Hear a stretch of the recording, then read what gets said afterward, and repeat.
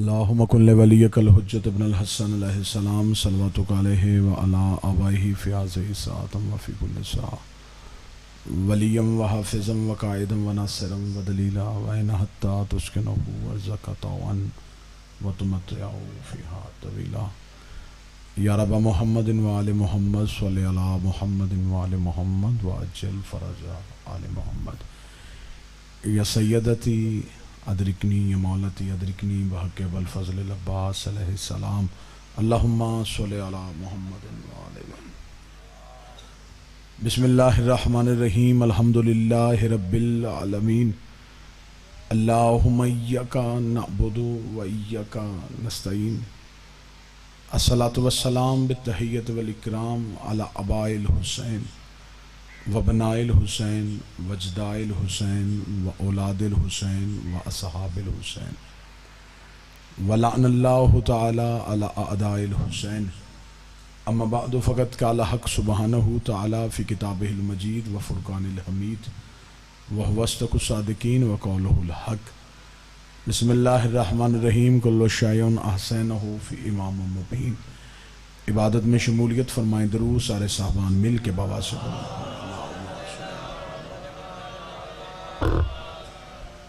दुआ है कि आले मोहम्मद का अज़ीम और करीम खालिक इस अज़ीम तरीन और बेमिसल इबादत को अपनी बारगाह में शर्फ़ कबूलियत अता फरमाए। रब्बल हुसैन बहक़ल हुसैन जितने भी हाथ इस ज़िक्र में मांगने के लिए आए, इस इज़्ज़त वाली दहलीज से कोई भी खाली हाथ वापस न जाए।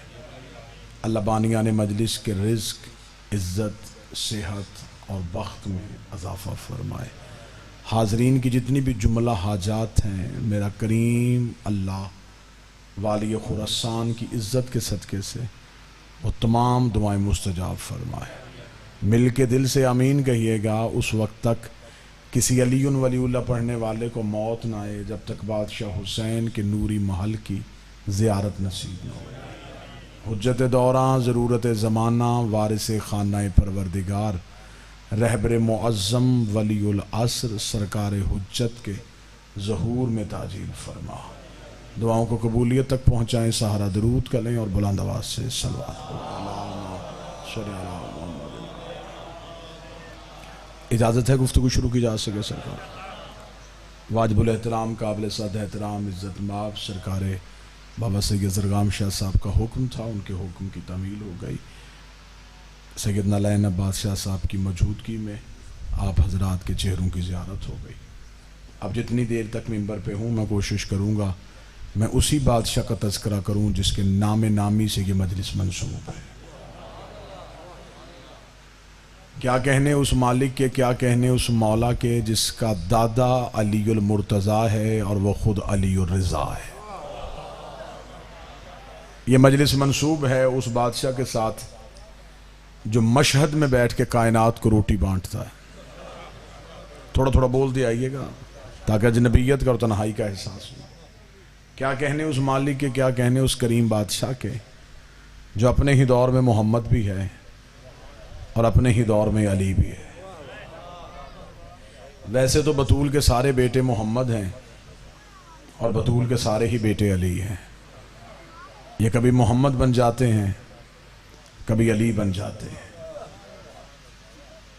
जिस बादशाह के नाम के साथ आज की ये मजलिस मंसूब है वो कायनात का वो मालिक है, वो बादशाह है जो रहता मशहद में है, हुक्मरानी कायनात में करता है।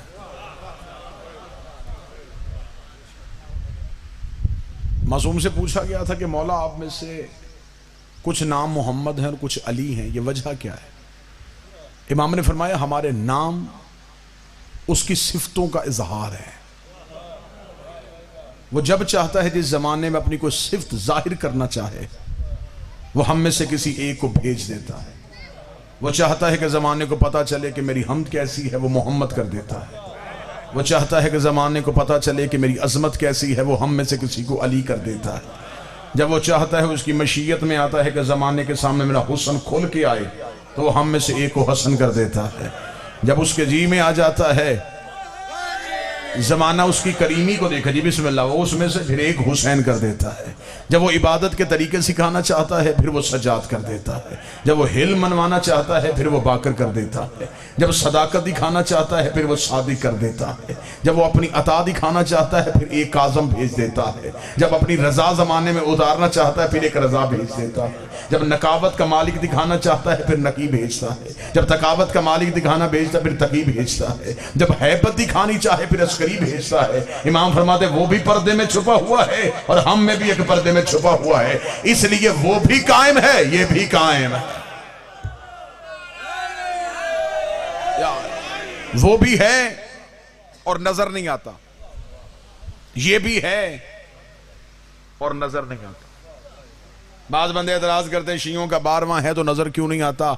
सबसे बड़ी अल्लाह के होने की दलील को महदी कहते, तो जो पूरी फरमाएंगे साहबान, सबसे बड़ी अल्लाह के वजूद की दलील को महदी कहते, जिसका खलीफा अभी तक जमाने की नजरों में नहीं आ रहा, छुपा भी है और कायनात का निजाम भी चला रहा। मेरे सामने जमींदार तबका बैठा है, मैं बात थोड़ी आसान कर देता हूं बाबा नलैन से।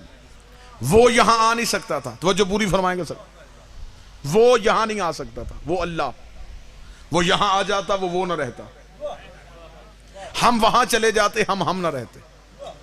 उसे जरूरत है हदायत पहुंचाने की, हमें जरूरत है हदायत लेने की। वो आ नहीं रहा, हमें बुला नहीं रहा। खालिक मखलूक, अल्लाह बंदे, वो आए ये भी मुमकिन नहीं, हमें बुलाए ये भी मुमकिन नहीं। उसे दरमियान में कुछ हस्तियां रख दी। अब इससे ज्यादा आसान मेरे बस में नहीं, मैं कोशिश पूरी कर रहा हूं कि मैं आपके समातों तक पहुंच सकूं। खालिक मखलूक 14, अल्लाह बंदे हुज्जत। अब मैं आपको बताऊं कि मजहब शिया क्या है। हम आले मोहम्मद को अल्लाह नहीं समझते, ना हम आले मोहम्मद को अपने जैसा समझते। खालिक मखलूक 14 हैं, ये भी नहीं हैं, वो भी नहीं, हम जैसे भी नहीं, अल्लाह भी नहीं। अब अगली सत्र में मजमे में से एक बंदा बोले, लेकिन बोले जरूर, यहां आते हैं ये हो जाते हैं, बिस्मिल्लाह सरकार, वहां जाते हैं वो हो जाते हैं, ये भी नहीं है, वो भी नहीं। पर इतना ही फर्क है, जो यहां से देखता है उसे अपने जैसे लगते हैं, जो वहां से देखता है उसे उस जैसे लगते हैं। ये बंदों तक पहुंचने का, अल्लाह पहुंचाने का जरिया है। इससे भी ज्यादा आसान करूं, इससे भी ज्यादा आसान करते हैं, ये वो आईने हैं जिनसे अल्लाह नजर आता है। सारे बोलना भाई, इससे खूबसूरत मिसाल नहीं। ये 14 वो साफ शफाफ आईने हैं जिनसे अल्लाह नजर आता है। अब अजमेर से कोई बंदा जहन में सोचेगा कि आसफ अलवी का हमने इंतजार किया, लेकिन इसने ये बात क्या कह दी कि अल्लाह इनसे नजर आता है। अल्लाह को जरूरत क्या कि शक्लों से पहचान करवाए। उस बंदे के लिए बड़ी आसान मिसाल है मेरे पास। जब हम पहले दिन बच्चे को उस्ताद के सामने बिठा के आते हैं, उस्ताद पढ़ाता अल्फ है, दिखाता अनार है। अब तो मैं अल्फ बे पे आ गया हूं, अब तो आप समझेंगे ना जी। पढ़ाया अल्फ है, दिखाया अनार है। अब उस्ताद से पूछो पढ़ाया अल्फ है, दिखाया अनार क्यों है? वो कहेगा अल्फ लफ्ज है, अनार पहचान है। अल्फ लफ्ज है, अनार पहचान है। मजमा सारा बोले अल्लाह जात है, 14 पहचान है।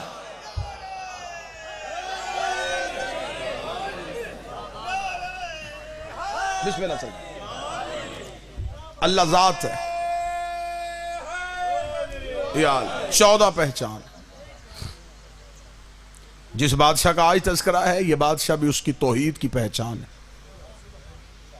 नामे नामी इस मालिक का अली है, कहलवाता ये रजा है। ये वो बादशाह है जिसने दुश्मन के दरबार में बैठ के मजहब अहले बैत पहुंचाया। मैं बच्चों को तारीखी हकाइक से रोशनास करवाऊं, वलीअहदी कबूल की है इमाम ने, मामून रशीद की। हारून के बेटे मामून ने जब इमाम को मदीने से बुलाया, और इसके पीछे क्या हिकमत थी उसके लिए एक पूरी मजलिस चाहिए। एक सत्र में समेट देता हूं। हारून के 2 बेटे थे, एक का नाम अमीन था, एक का नाम मामून था।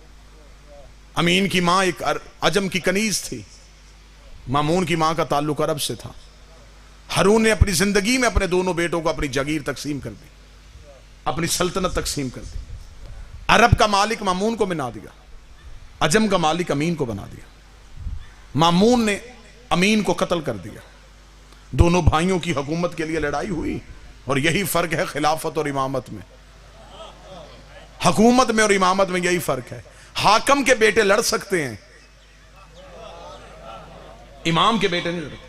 किसी इमाम के जाने के बाद उस इमाम के 18 भी बेटे हों, उन्होंने आपस में इमामत के लिए तलवार नहीं निकाली। उन्हें पता है कि इमाम वोटों से नहीं बनता, इमाम अल्लाह की मर्जी से बनता। जिसे अल्लाह इमाम बना के भेजे वो हम में से इमाम है। गाजी में सारी सिफतें इमाम वाली थी। बाद शिया नाकदीन ये एतराज करते हैं कि सरकार हजरत अब्बास सैयद नहीं, हजरत अब्बास मासूम नहीं, अली का ये बेटा भी मासूम है। उसके लिए मैं 2-3 यहीं पे दलीलें दे देता हूं हजरत अब्बास की इस्मत पे। हजरत अब्बास की इस्मत की सबसे बड़ी दलील है, मासूम को गौसल हमेशा मासूम देता है। जनाब हसन अलैहिस्सलाम के गुस्ल में जनाब अब्बास शरीक है। यह अल्लाह का बनाया हुआ कानून है कि मासूम को गैर मासूम गुस्ल ही नहीं दे सकता, इसलिए कि मासूम के जिस्म में कुछ ऐसे राज होते हैं जिसे सिवाय मासूम के कोई नहीं देखता। जनाब अब्बास मासूम थे तो जनाब सज्जाद के होने के बावजूद इमाम हसन अलैहिस्सलाम के गुस्ल में शरीक थे। दूसरी दलील सरकार हजरत अब्बास के मासूम होने की। दूसरी दलील यह है, मासूम का लिबास सिवाय मासूम के किसी को पूरा ही नहीं आता।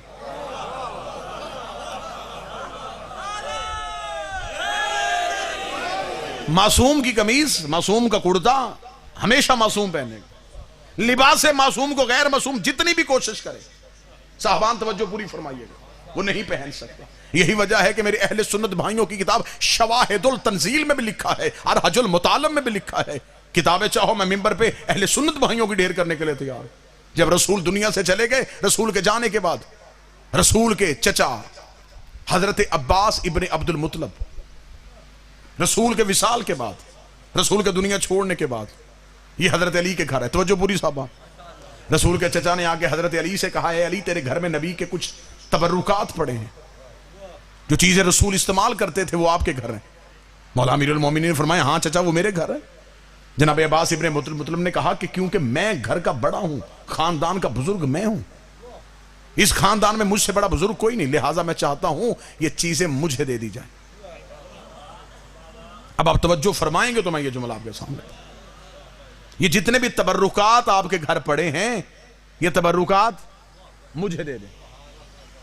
मौला अली मुस्कुराए और मुस्कुरा के फरमाया, चाचा अब्बास बैठिए। जनाब अब्बास इब्ने अब्दुल मुत्तलब बैठे। मौला अली कमरे के अंदर गए, तबर्रुकात वाला संदूक लाए, ला के रखा जहां पे जनाब अब्बास इब्ने अब्दुल मुत्तलब बैठे थे। मौला अली ने उनके अमामा उतारा, रसूल का अमामा उनके सर पे रखा, रसूल की अबा उनके कांधे पे डाली, रसूल की चादर उनके दोष पे दी, रसूल की नालैन उनके सामने रखी, रसूल का असा उनके हाथ में दिया। दे के मौला अली की आवाज है, चचा अब्बास उठिए। उठ के खड़े हूं। किताबें कहती हैं कि हजरत अब्बास ने ज़ईफी में जवानी का जोर लगाया, लेकिन अपनी जगह से 1 इंच भी न हिल सके। देखते अली क्या रख दिया तूने मेरे ऊपर, ये वजन मुझसे उठाया क्यों नहीं जा रहा। इतना कहना सुन्नी किताब में लिखा है। अली की आवाज, हसन, बचपन का हसन बाहर आया। अली ने वही अमामा हसन के सर पे रखा, वही अबा हसन को पहनाई। फरमाया, हसन जरा चचा अब्बास को चल के दिखा। हसन ने चलना शुरू किया, आवाज आई, हुसैन जरा बाहर आ। बचपन का हुसैन आया। अली ने वही अमामा हुसैन के सर पे रखा, वही अबा हुसैन को पहनाई। हुसैन ने चलना शुरू किया, अली ने वही अमामा अपने सर पे रखा, वही अबा अपने कांधे पे रखी। जब अली ने चलना शुरू किया, जनाब अब्बास इब्ने अब्दुल मुत्तलब अपनी जगह से उठे। अली की आवाज आई, चचा अब्बास ये सामान तो लेते जाइए। फरमाया, परेशान मैं इस बात पे नहीं हूं, ये वजन मैंने नहीं उठाया, तेरे बेटों ने कैसे उठा लिया। परेशान तो मैं इस बात पे हूं, जैसे अब्बा तुझे पूरी आई वैसे ही तेरे हसन को पूरी आई, वैसे ही तेरे हुसैन को पूरी आई। फरमाया, चचा अब्बास याद रखना, ये नबुव्वत का बोझ है, इमामत के अलावा कोई उठा ही नहीं सकता।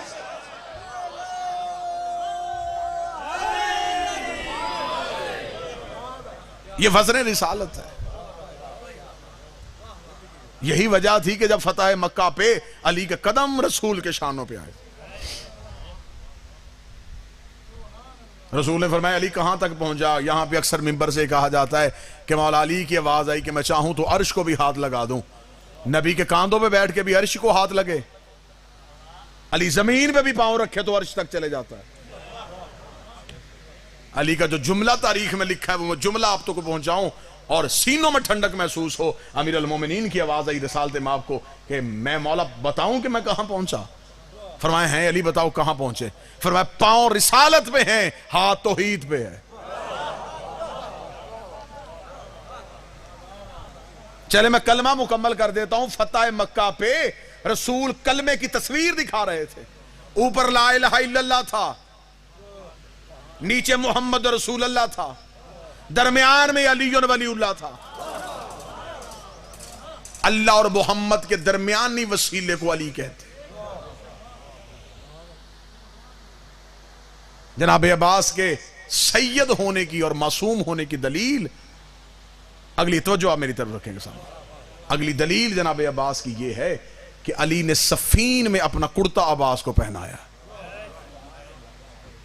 जंगे सफीन में जब जनाब अब्बास मैदान में जा रहे हैं तो यहां पे मैं दो चार जो अहम बातें मैंने करनी है, जो बातें नहीं सुनी जा सकती वो मैं आपके सामने पढ़ूंगा। जनाबे अक्सर बंदे ये कहते हैं कि मौला अली ने अपनी जिर्रा, जो लोहे की आगे एक चादर होती है, अरब लोग पहनते थे ताकि तलवार का हमला ना हो, कि अली ने वो जिर्रा अब्बास को पहनाई। गलत है।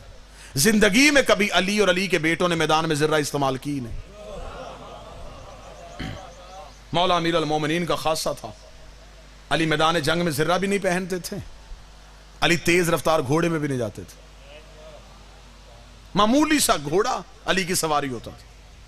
एक दिन एक सहाबी ने कहा, या अली आप इतने बड़े फाते हैं, जितने बड़े बहादुर हैं, सवारी उतनी अच्छी नहीं। या अली सवारी आपकी शाया निशान होनी चाहिए। अली मुस्कुरा के फरमाते, सवारी कैसी होनी चाहिए? उसने कहा तेज रफ्तार घोड़ा। अली फरमाया तेज घोड़ा मैदान में वो लेके जाता है या उसने भागना हो या भागने वाले के पीछे भागना हो। भागने में किसी को देता नहीं हो, खुद मैं मैदान से भागता नहीं।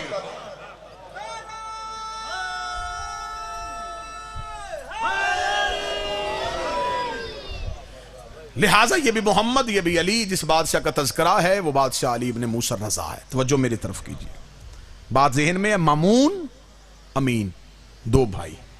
मामून अरब से, अमीन अजम से। जब भाई ने भाई को कत्ल कर दिया तो अब मामून ये चाहता था कि अरब दुनिया में मेरी मोहब्बत लोगों की पैदा हो। उसने फौरन मदीने से जनाब इमाम रजा को बुलवाया कि मैं इमाम को अपना वली अहद बनाऊंगा, ताकि लोग कहेंगे कि मामून ने बाप की तरह आले मोहम्मद पे जुल्म नहीं किया, इसने तो औलाद रसूल को उनका हक दे दिया। जब इसने मदीने से इमाम को बुलवाएगा, लंबी कहानी है। इमाम का रास्ता नेशापुर से आना, थोड़े दिन पहले बाबा नलैन भाई वहां से सारी ज़ियारात करके वापस पलटे हैं। मालिक आप सबको भी वहां लेके जाए। जब इमाम नेशापुर के रास्ते से वापस आए, वो तमाम वाकयात को छोड़ते हुए जब इमाम पहुंचे मामून के दरबार में, इमाम ने कहा क्या करना चाहता है तू मुझे? उसने कहा मैं आपको वली अहदी देना चाहता हूँ, खिलाफत देना चाहता हूँ। इमाम मुस्कुरा और इमाम का तरीक साथ जुमला सुनिएगा, जो नौजवान बैठेंगे तरीक साथ जुमला सुनिएगा। इमाम ने मुस्कुरा के फरमाया कि मामून तू मुझे बता, जो खिलाफत तू मुझे दे रहा है, ये खिलाफत क्या तुझे अल्लाह ने दी है?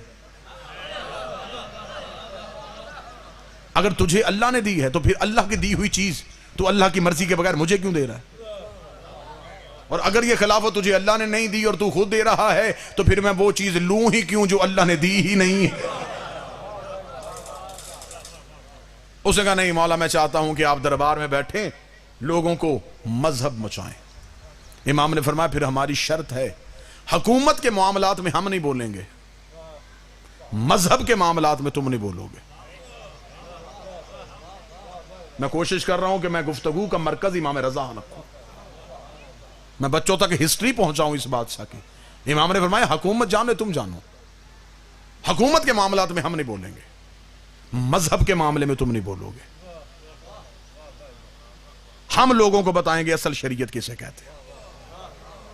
उसने कहा ठीक है मौला। इमाम ने फरमाया हमारी बैयत करवाई जाए। इंतहाई मुश्किल चैप्टर तारीख का मैं आपके सामने आसान तरीके से पढ़ने लगा। इमाम ने फरमाया हमारी बैत करवाई जाए। उसने कहा ऐ फरजंदे रसूल मेरी बैत हो चुकी है और मैं आपका ऐलान फरमा रहा हूं। इमाम ने फरमाया तुझे किसने कहा है कि तेरी बैत कुरान के मुताबिक है? अगर तूने मुझे वली अहदी की देनी है तो हम अपनी बैत करवाएंगे। इमाम तख्त पे बैठ गए, इसने ऐलान करवा दिया कि आओ रसूल के बेटे की बैत करो।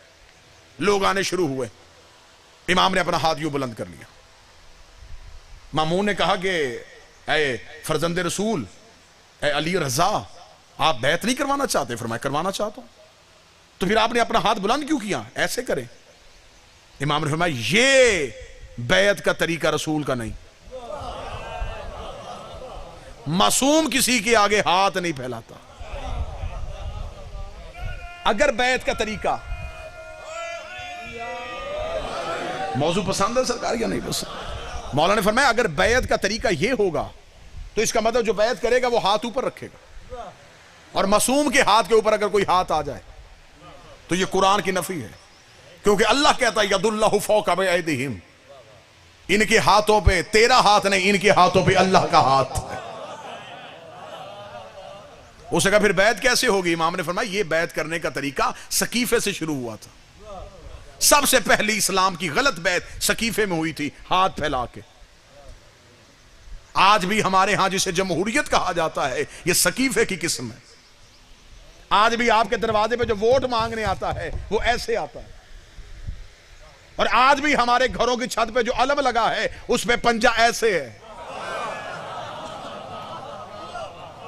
इसलिए हम अपने घर में अब्बास का अलम लगा के दुनिया को बताते हैं हमने बैत सकीफे से नहीं की, हमने बैत गदीर से की हुई है।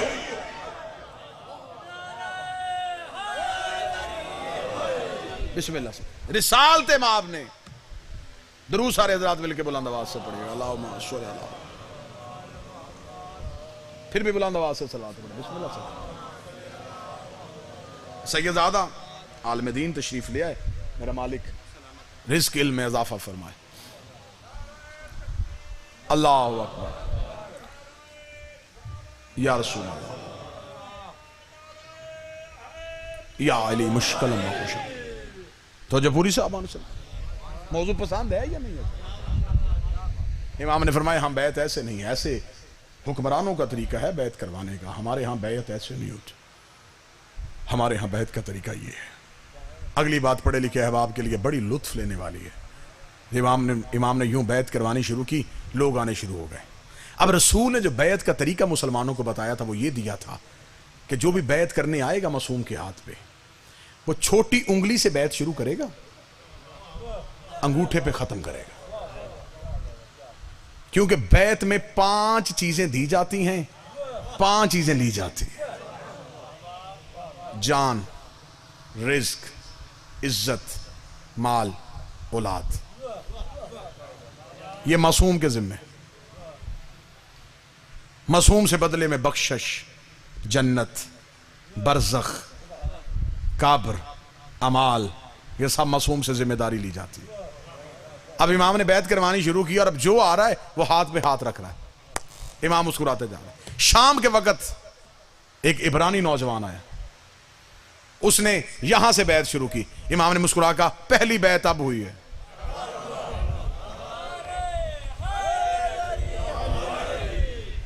बैत इमाम हो गई। उस वक्त इस्लाम की जितनी भी मुमलकत थी उसमें जो सिक्का चल रहा था वो सिक्का रूम का था। जैसा कि आज के दौर में आप देखें कि अमेरिकन डॉलर जो है उसको आप पूरी दुनिया में जहां चाहें चला सकते हैं, इस तरह रूम का सिक्का सारी दुनिया में चलता था। रूम के बादशाहों ने उस सिक्के पे अपने बुतों की तस्वीरें कनिंदा की हुई थी ताकि हमारा मजहब भी फैले, हमारा पैसा भी चले। इमाम ने कहा कि मामून, हम सबसे पहला कानून ये पास करेंगे, इस्लामी मुल्कों में इस्लाम का सिक्का चलेगा। सिक्का दोबारा ढाला जाए, रूम का सिक्का इस्लाम के किसी मुल्क में नहीं चलेगा। जहां जहां कलमा फैल चुका है वहां वहां ये सिक्का चलेगा। उसने कहा ठीक है, आपका हुक्म है, सिक्का अभी हुक्म दे देते हैं, इस्लाम का सिक्का बनेगा। लेकिन फरजंद रसूल बताएं कि उसके ऊपर क्या लिखवाएं। सिक्के के ऊपर कोई तस्वीर होती है, उसके ऊपर क्या लिखवाएं? बैतुल्लाह की तस्वीर करिंदा करवाएं? क्या बनवाएं उसके ऊपर? फरमा तुम सिक्का ढालो, उसके ऊपर जो लिखना है वो हम बताएंगे। फौरन टकसाल को हुक्म दिया गया, सिक्का ढाल के इमाम के सामने लाया गया। बताएं इसके ऊपर क्या होगा? इमाम ने अपनी अंगुश्तरी के साथ उस पर मोहर लगाई जिस पर लिखा था अलीयुन वलीउल्लाह।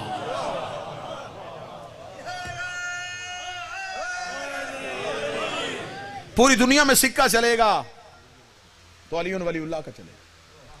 जब ये सिक्का फैल गया तो अब जो शिया डर डर के घरों में रह रहे थे उन्हें पता चल गया कि हमारे इमाम की हुकूमत आ गई है, सिक्का भी मालिक का चल गया है।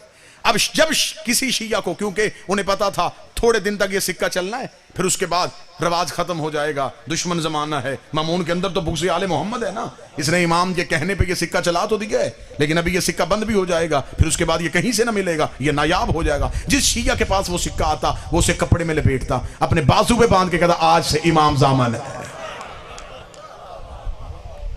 तब से ये सिलसिला इमाम ज़ामन का चला। कितने वाकयात हैं, अशरे पढ़े जा सकते हैं। अली इब्न मुसब रजा अलैहिस्सलाम, मामून अपने दरबार में बैठा है, खुशबू के झोंके दरबार में आए। खुशबू का दरबार में आना था, मामून मतवज्जे हुआ, उसने कहा ये खुशबू कहां से आ रही है। एक शख्स ने पीछे से हाथ बुलंद करके कहा मामून ढूंढना, ये खुशबू मुझसे आ रही है। मामून ने कहा तूने कौन सा अतर लगाया है, ये खुशबू मैंने पहले कभी नहीं सूंघी।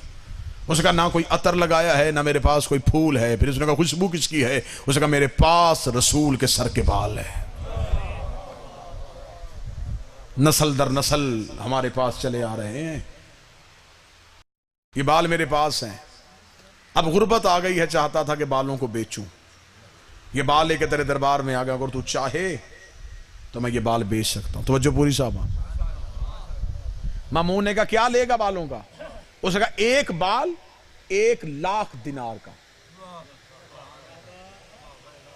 बाल कितने हैं, 7, कीमत 7 लाख दिनार। मामून ने कहा मैं 7 लाख दिनार में बाल क्यों खरीदूं। उसने कहा नहीं खरीदने तो ना खरीद, अगर तू बाल खरीद लेता तो तेरी दलील दावे में हो जाती कि तूने कहा है कि मैं वारिस रसूल हूं, ये बाल तेरे अलावा किसी के पास नहीं होने थे। मामून ने जल्दी से कहा 7 लाख दिनार खजाने से दिए जाएं, 7 बाल खरीद लिए। खरीदने के बाद कहा कि जाओ इमाम अली रजा को दरबार में बुलाओ, और खुद वो जिस डिबिया में बाल थे उसे छुपा के रख लिया।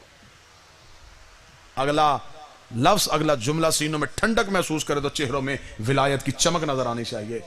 मामून ने बाल छुपा दिए। थोड़ी देर बाद इमाम अली रजा का पहला कदम दरबार में आया। दरबार में फिर वही खुशबू दोबारा आई जो बाल से आ रही थी, वही खुशबू से दरबार फिर मुअत्तर हुआ। मामून ने करीब बुला के कहा कि आपके पास क्या रसूल के सर के बाल हैं। देखे मैं वारिस रसूल हूं, मेरे पास रसूल के सर के बाल है। इमाम ने फरमाया हमें जियारत करवाई जाए। डिबिया को खोला गया, इमाम के सामने रखा गया, 7 बाल सामने थे। इमाम करीब आए, इमाम ने 4 बाल अलहदा किए, 3 बाल अलहदा किए। इमाम ने कहा ये 4 मेरे नाना के हैं, ये 3 मेरे नाना के नहीं है। कोई बैठा है जो सुन रहा है सरकार, ये 4 बाल मेरे नाना के हैं, ये 3 मेरे नाना के नहीं।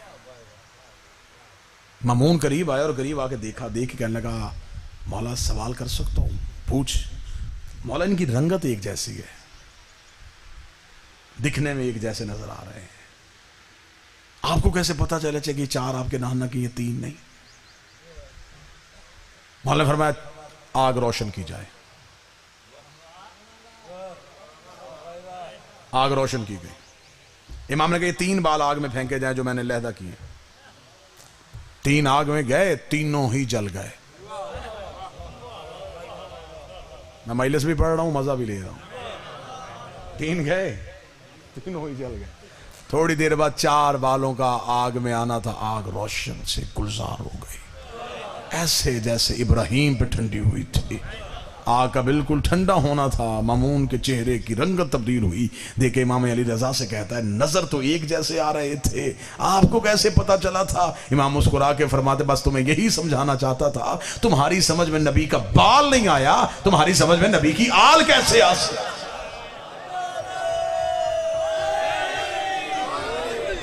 जिन्हें यह नहीं पता कि नबी के सर के बाल। लंबे मनाजरे यहूदियों के साथ, ईसाइयों के साथ मामून के दरबार में इस बादशाह के किताबें भरी हुई हैं इस मालिक के मजहब इस्लाम की खिदमत पे।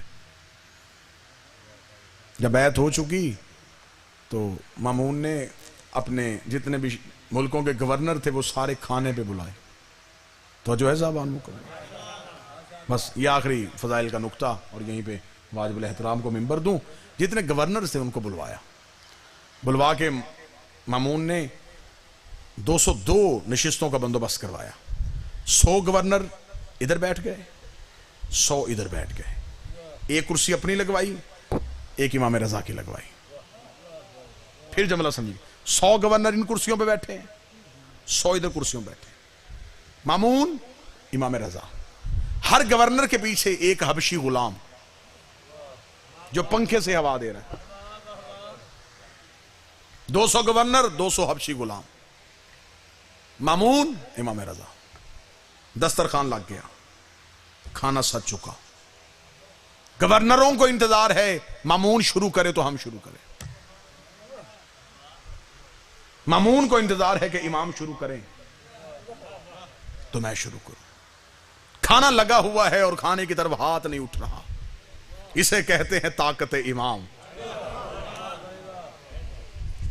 राज़िक बैठा हुआ है, सबके हाथ रुके हुए। बिस्मिल्लाह से थोड़ी देर के बाद गवर्नरों ने मामून का चेहरा देखा कि शुरू हो। मामून ने इमाम रजा की तरफ देखा, सरकार खाना तनावल फरमाए। इमाम की नजर हबशी गुलामों पे गई। इमाम ने कहा ये नहीं खाएंगे।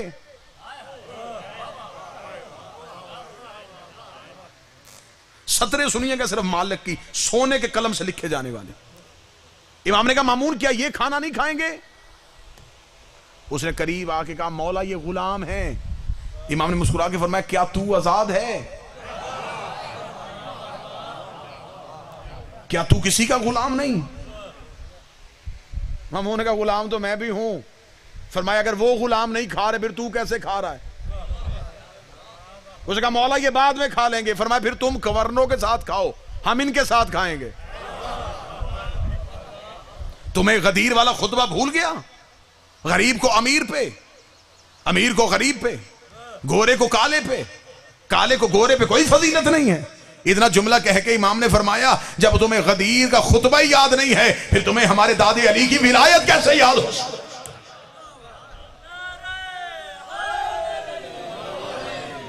किताबें भरी हैं बादशाह की उन तरीक साज जुमलों पे जो मालिक ने मजहब इस्लाम के लिए।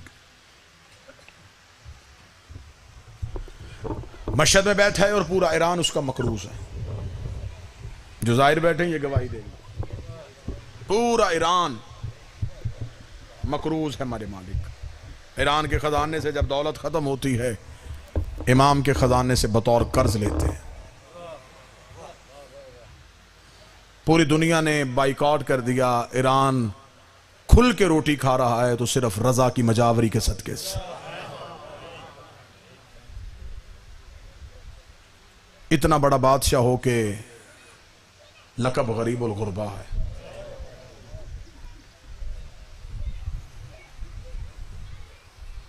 जमाने की समझ में आले मोहम्मद ही नहीं आए, जिनका गरीबुल गुरबा ऐसा है उनका अमीर अल मोमिनीन कैसा होगा।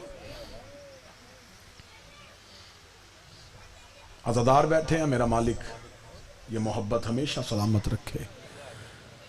मजलिस हुसैन में आओ तो इस बादशाह ने, इसे इमाम रजा ने जो अज़ादारी का तरीका दिया है, सफ़े अज़ा में बैठो तो बैठने से पहले उसे चूमो। इमाम रजा जब इस सफ़े अज़ा पे आते थे इमाम पहले सफ़ को बोसा देते थे। साहबी ने पूछा मौला सफ़े अज़ा को बोसा क्यों? फरमाया ये वो जगह है जहां मलाइका अपने पर मस करते हैं। इस जगह की फजीलत यह है कि यहां पे बकिया छोड़ के रसूल की बेटी आती है। मुहर्रम करीब आ रहा है, मैं दुआ कर रहा हूँ मुसाहिब पढ़ने से पहले आंखें बार के मालिक अगर हम में से किसी की ज़िंदगी की सांसें ख़त्म हो रही हैं मेरा मौला इतनी बढ़ा दे हम हुसैन के जनाजे में शरीक हो सकें। शहादत अरफ़े आखिर में जो पढ़ें वो इस बादशाह की मुकम्मल मुसीबत और मुकम्मल मुसाहिब पढ़ेगा। 2 सतरें गुरबत की मैं सुना दूँ सिर्फ इस वजह से मजलिस मुकम्मल हो जाए। जो शाम से आई है वो मेरी तकरीर सुनने नहीं आई, वो आपकी दाद सुनने नहीं आई, वो सुबह से इसलिए बैठी है कोई हुसैन को रोए। उसकी बड़ी हसरत है गरीब का मातम, उसकी बड़ी हसरत है हुसैन को रोना। मुसैब से मोहब्बत करने वाले लोग तशरीफ़ फरमा हैं। मुसैब खान बहुत बड़े बाप के अजीम फर्जंद तशरीफ़ फरमा हैं। आलम दीन सैयदज़ादा साहिब इमामा तशरीफ़ फरमा है। दो सैयदों से माफ़ी मांग के जुमला पढ़ूँ। आधी रात का वक्त यजीद ने तख्त पे बैठ के सिपाही से कहा, जा हुसैन के बेटे को जिंदान से बुला के ला। जिस बंदे की हाय नहीं निकली उसके लिए अगला जुमला पढ़ने लगा हूं। बुलाया चौथे को था, पांचवा भी साथ उठ के खड़ा हुआ। जो नहीं समझ सका मैं गैर सैयद हूं, मैं इशारा नहीं दे सकता। मजबूरी क्या थी सदात की। चौथे इमाम उठे, पांचवे भी साथ खड़े हुए। दोनों वक्त की हुज्जतें यजीद के दरबार में गई। मौला सजाद की आवाज आई, क्यों बुलाया तूने मुझे आधी रात के वक्त? यह कमीना दे के कहता, हुसैन का बेटा मैं चाहता हूं मैं तेरी कैदें आजाद करूं। अगली सतर जो मातम करने वाले लोग बैठे हो, आजादार बैठे हो, जब इसने कहा ना सजाद मैं चाहता हूं मैं तेरी कैदें आजाद करूं, मौला सजाद ठंडी आह भर के कहते, मुझे बताओ मैं जाऊं कहां? रिहाई की खबर उससे अच्छी लगती है जिसे दरवाजे पे कोई लेने आया हो। इसने देखे कहा, सजाद वापस मदीना चले जा। मौला सजाद रो कहते, कौन सा मदीना जहां कभी अकबर होता था? कौन सा मदीना जहां कभी अबुल फजल अब्बास होते थे? और मौलाना तूने मेरा मदीने में छोड़ा ही क्या है? ये देखे कहता, जहां भी जाना है जा, लेकिन शाम छोड़ दे। मैं फिर सैयदों से माफी मांग के जुमला पढ़ूं। जब इसने कहा ना जहां जाना जा, शाम छोड़ दे। मौला सजाद की आवाज है, क्यों शाम क्यों छोड़ूं? अब तू कहते आजाद क्यों कर रहा है? ये देख कहता, हुसैन का बेटा मैं डर गया हूं। डरने का नाम आना था। सजाद कड़ियों में तड़पे, रोके कहा, तूने रसूल का बेटा मारा, तुझे डर नहीं लगा? तूने अली की तस्वीर घोड़े से उतारी, तुझे डर नहीं लगा? तुझे हसन का यतीम घोड़ों के टापों से बमाल किया, तुझे डर नहीं लगा? वो कमीने तुझे आज डर लगा, तुझे तब डर नहीं लगा जब तूने नेज़े से कुरान के गिलाफ उतारे थे? तूने सूरह कौसर का चेहरा खून से भर दिया, तुझे डर नहीं लगा? तुझे अब डर क्यों लगा है? अब जो सैयद बैठे जो मुसैब से मोहब्बत करते हो, बाबा नारायण शाह जी से लेके आखिरी अज़ादार तक, मुझे जुमला माफ करना, जब मौला सज्जाद की आवाज आई, अब तुझे क्यों डर लगा है? ये देखा था मैं तुझे मजबूरी बताऊं, जिसे थोड़े दिन पहले कब्रिस्तान मुसाफरा में दफना के आया है ना, उसकी चीखों की आवाजें मुझे सोने नहीं देती। मुझे आज भी मेरे दरबार में रोने की आवाजें आती है। मैं आधी आधी रात को उठ के देखता हूं, कभी उस कोने में रोती है, कभी उस कोने में रोती। सजाद जिसे दफना के आया है उसकी आवाज बंद नहीं हुई, उसकी सिसकियां मुझे सोने नहीं देती। मुझे डर लगता है कहीं मेरे ऊपर अजाब ना आ जाए, ये छत मेरे ऊपर गिर ना जाए। तू जितनी जल्दी हो सके अपनी फुफियां लेके शाम से चला जा।